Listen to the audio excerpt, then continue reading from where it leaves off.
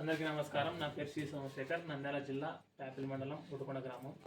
Quality ఘనజీవామృతానికి కావాల్సిన పదార్థాలు: 100 కేజీల పచ్చి ఆవు పేడ, 2 కేజీల శనగపిండి, 2 కేజీల బెల్లము, పిడికెడు పుట్టమట్టి, తగినంత ఆవు మూత్రం.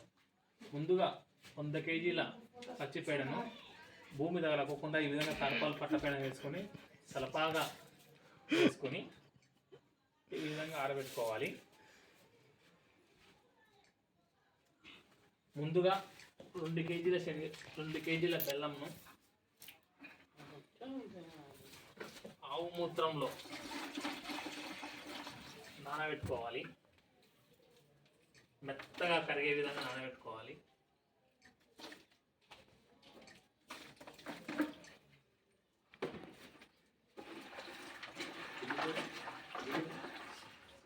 అదేవిధంగా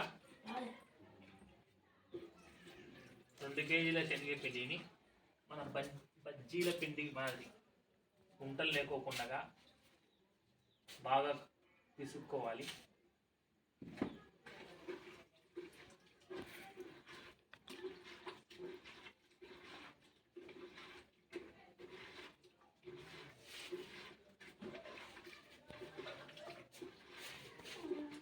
ఈ విధంగా కలుపుకున్న బెల్లము ఆవు మూత్రము, శనగపిండి ఆవు మూత్రము ఈ విధంగా పరుచుకున్న పచ్చి ఆవు పేడ మీద చల్లుకోవాలి.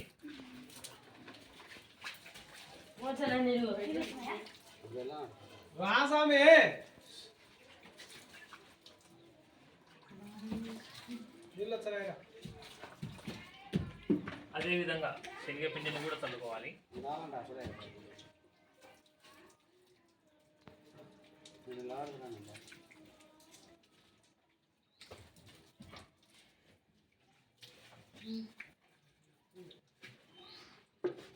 అదేవిధంగా పిడికెడు పుట్టమట్టిని చల్లుకోవాలి.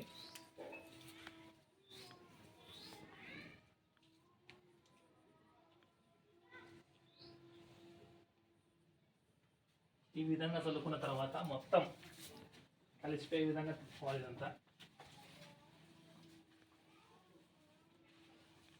రాజీ కూర్చో.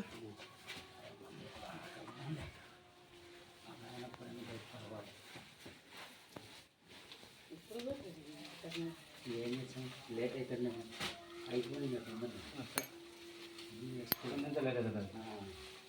ఈ విధంగా కలుపుకున్న తర్వాత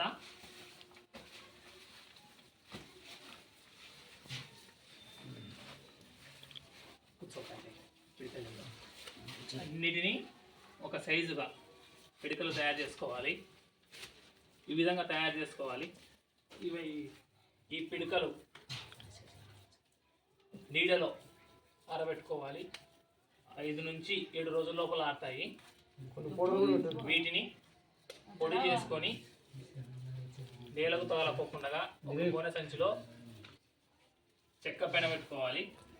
ఈ విధంగా తయారైనటువంటి ఘనజీవామృతం 6 నెలలు స్టోరేజ్ ఉంటుంది. 100 కేజీల పచ్చి ఆవు పేడతో తయారు చేసిన ఘనజీవామృతం 35 నుండి 40 కేజీలు తయారవుతుంది. మనం ఎకరాకు 400 కేజీల ఘనజీవామృతం కలుపుకోవాలి. ఘనజీవామృతం కలుపుకోవడం వల్ల ఉపయోగాలు: వానపాముల ఉద్ధృతి పెరుగుతుంది, వాటర్ హోల్డింగ్ కెపాసిటీ పెరుగుతుంది, మొక్కలకు నేలలో మేల్కొని మొక్కకు కావాల్సిన పోషకాలన్నింటినీ అందిస్తాయి. నాకు ఈ అవకాశం ఇచ్చినటువంటి వారికి ధన్యవాదాలు.